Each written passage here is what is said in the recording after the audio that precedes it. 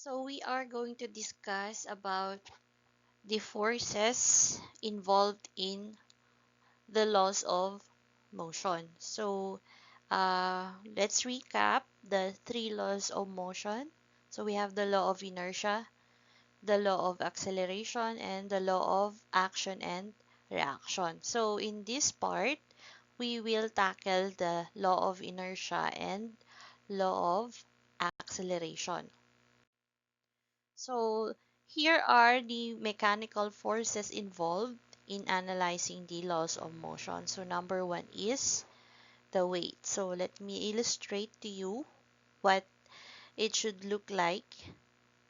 So for example, this is a box. So the weight should be directed towards the earth. And then if it is lying in a surface, so the normal force is the force exerted by the surface to the object. So it should be directed upward in this case. And then the tension. So tension is a different case. So we use tension in ropes or if the object is hanging and it is supported by uh, rope or any elongated metal sheet. So the tension goes like this. For example, we have a traffic light. So it is hanging here. So the tension should be directed outwards. So it should be directed away from the object. So for the friction, so they are interconnected with the applied force or the velocity. For example, if the applied force is like this, it is directed towards the right, it means the friction is directed towards the left. Okay, this is the normal force and this is the weight. Okay, for example,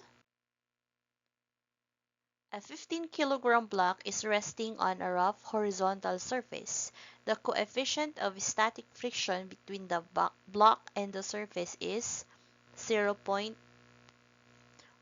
So we have here the mass, which is 15 kilogram. And then the coefficient of static friction, which is 0.4. So the person applies a horizontal force to the block trying to make it move. So the question is, what is the minimum force required to start moving the block? And the next question, if the force is less than this value, what will happen to the block according to the law of inertia? So the first thing we have to do is let's compute for the weight, which is 15 times 9.81. So the weight here is 100. Okay, let me use 1.8, 9.8. Sorry. So the answer should be 147 Newton. So let's make the free body diagram of a resting block. So this is the weight, which is 147 Newton. So it's resting on a rough surface. So the coefficient of static friction is 0.4. And then we have an applied force. Here is the normal force, and of course, the direction of the friction force should be here. So let's recall the formula for the friction, which is the coefficient of friction times the normal force. Okay, we will use that later on. So in solving for the applied force, we don't know yet what is the friction force.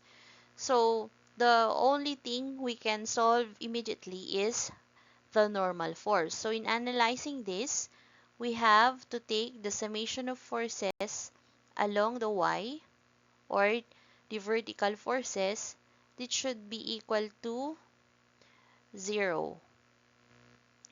So we will equate this to 0 because the object is not moving. So if the object is moving, or in the state of motion, this should be equal to mass times acceleration, and it involves law of inertia. So for this one, we will equate it to 0. So the normal force minus the weight is equal to 0. So the normal force is equal to the weight, which is equal to 147 Newton. So we now have the normal force.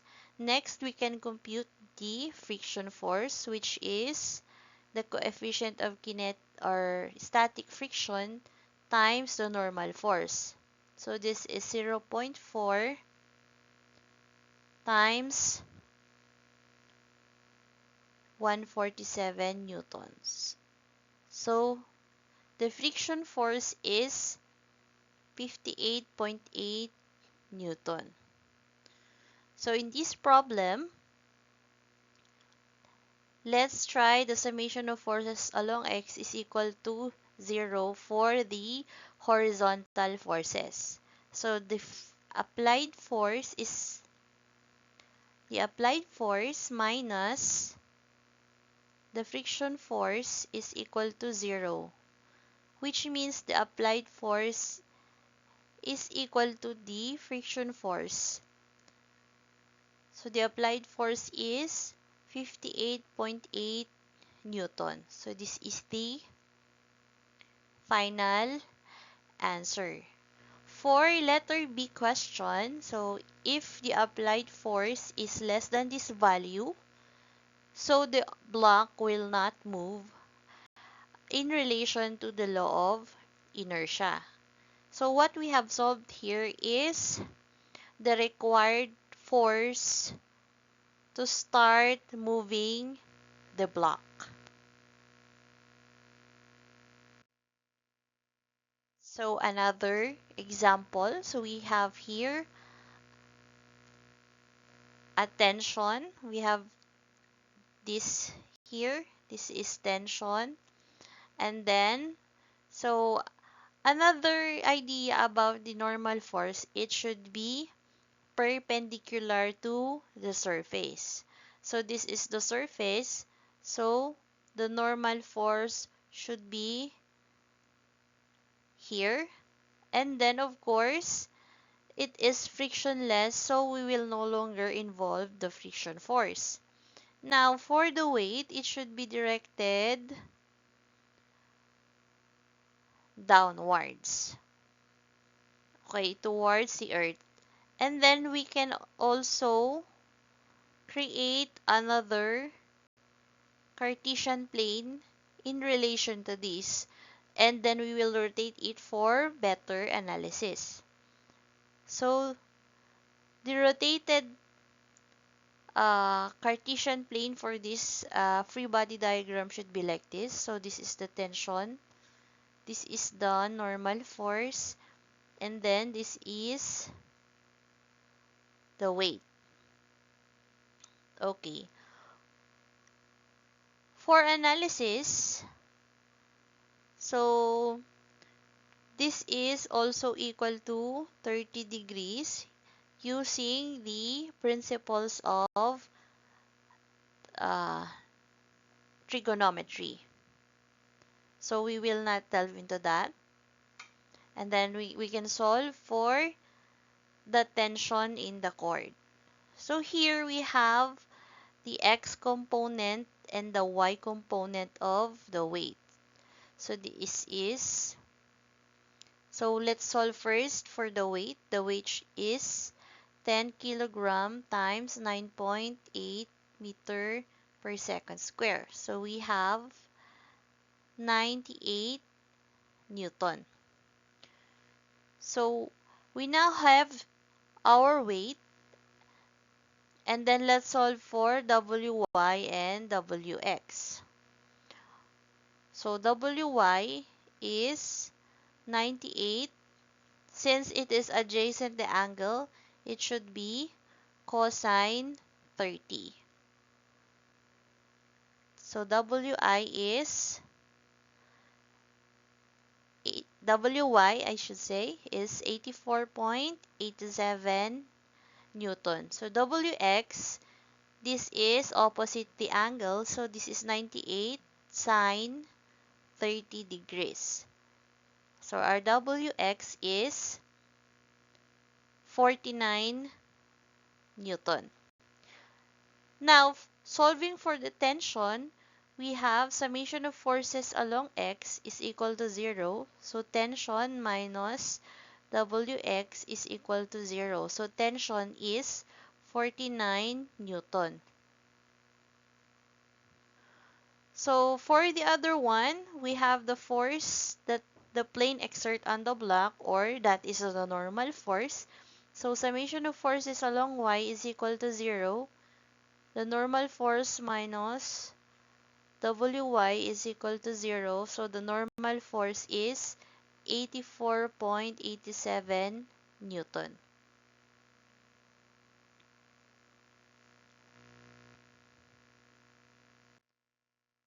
For the example related to the second law of motion, or the law of inertia, which states that the summation of forces is equal to the mass times acceleration. So this block is being pulled along a horizontal floor via a force of 20 Newton.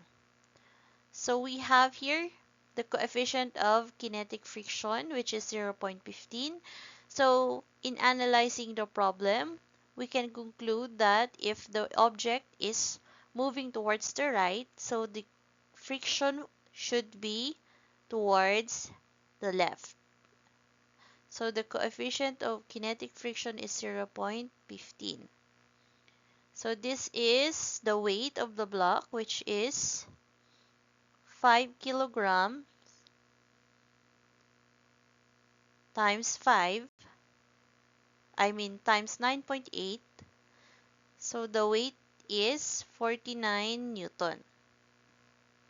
So in making the free body diagram, we have here the weight, which is 49 Newton. This is the friction force. This is our force, which is 20 Newton. And this is 40 degrees. So we have here Fy and then Fx. Okay. So let's solve for Fy is equal to 20 sine 40, which is 12.86 Newton. So Fx is 20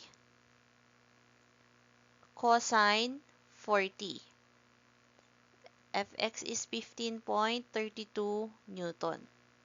Okay, we have that. And then let's solve for the magnitude of the friction force. Okay, I forgot to include, we also have here the normal force. Okay, I'm sorry for the confusion. So before we can solve the friction exerted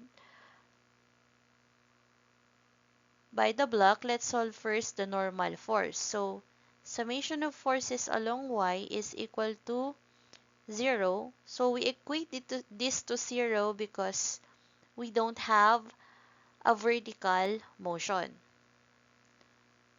So this is the normal force plus Fy minus weight is equal to 0. So the normal force is weight minus Fy, or this is equal to 49 minus 12.86. Okay. So the normal force is 36.14 Newton. Now we can solve for letter A, which is friction force is the coefficient of kinetic friction times the normal force. So this is 0.15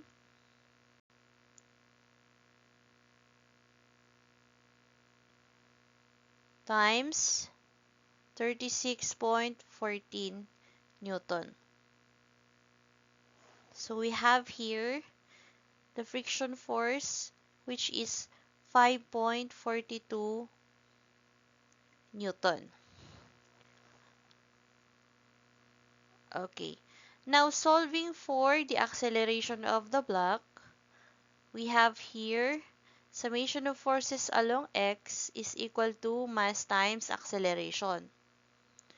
So, the summation of forces along x, we have Fx minus the friction force is equal to mass times acceleration. So, we have acceleration equals Fx minus the friction force over the mass.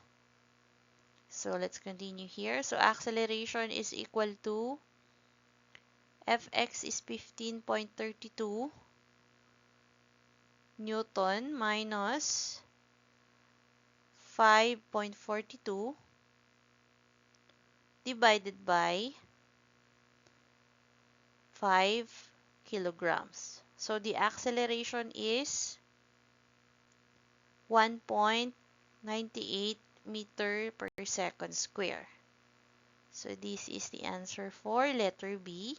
This is the answer for letter A. Okay, thank you so much for watching. I hope you learned a lot.